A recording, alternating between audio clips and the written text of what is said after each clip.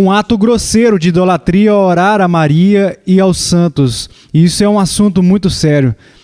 E eu acho que existem milhares, talvez milhões de pessoas dentro da Igreja Católica Romana que realmente estão confiando em Cristo e somente em Cristo para a salvação deles, não confiando no caminho de salvação que a própria igreja deles ensina, assim como existem multidões de pessoas nas igrejas presbiterianas que não acreditam nas doutrinas reformadas.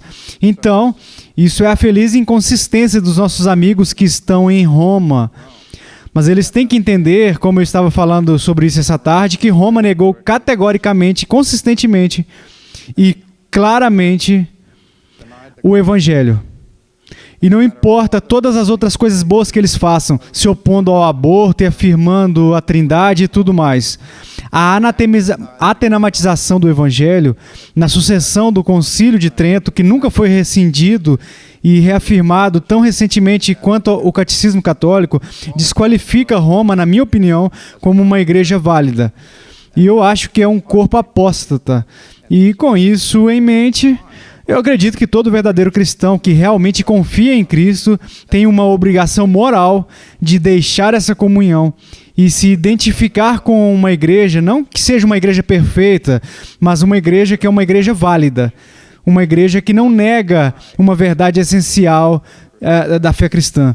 Enquanto o Evangelho é uma verdade essencial da fé cristã, você não quer estar em uma comunhão que o nega e entrar nesse tipo de coisa onde eu acredito em Jesus, mas eu estou orando para sua mãe, ou eu estou orando para estes santos, eu estou atribuindo à sua mãe e aos santos os poderes de intercessão que pertencem somente ao mediador, ao próprio Cristo. E agora, eu acho que você pode ser um cristão e ter todos os tipos de erros na sua teologia. Assim como o John falou sobre isso na sua congregação, temos a mesma abordagem em St. Andrews. Você não tem que afirmar a confissão de fé de Westminster como membro de St. Andrews. Você faz para ser um oficial, mas não para ser um membro da igreja. Então, todos nós temos erros misturados com a verdade na nossa fé. Mas alguns desses erros são extremamente perigosos.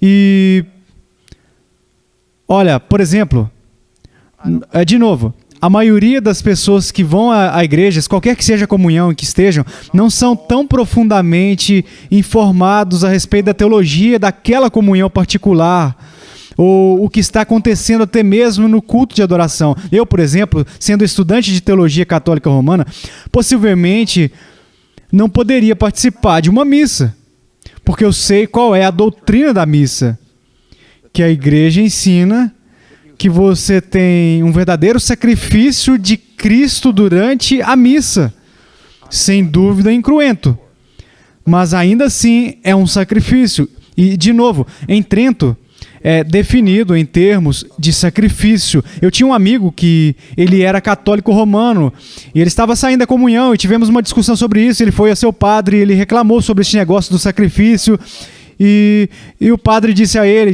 bem, seu amigo não sabe o latim do que realmente nós ensinamos. Ele veio com isso para mim de volta e eu então mostrei a ele.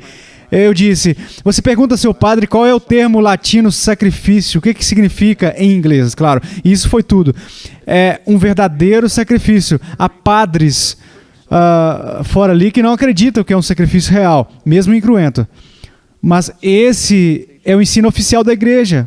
Como você pode acreditar na expiação de uma vez por todas de Cristo e participar de uma celebração do seu sacrifício novamente? Por mais incruento que seja. Isso é horrível. Fora isso, eu não tenho opinião.